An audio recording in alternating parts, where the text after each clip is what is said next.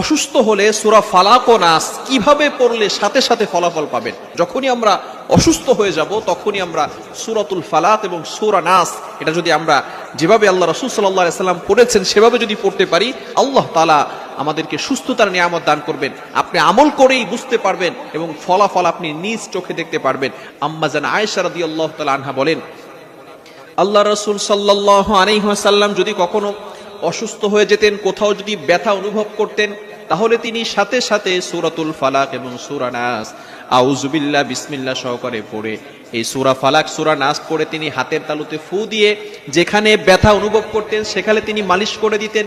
সাথে সাথে আল্লাহ পাক রব্বুল আলামিন আল্লাহ রাসূল সাল্লাল্লাহু আলাইহি ওয়াসাল্লামকে সুস্থতার নিয়ামত দান করতেন। সুবহানাল্লাহ। এই সূরাতুল ফালাক এবং সূরা নাস এটা নাজিলের ব্যাকগ্রাউন্ড কি, প্রেক্ষাপট কি?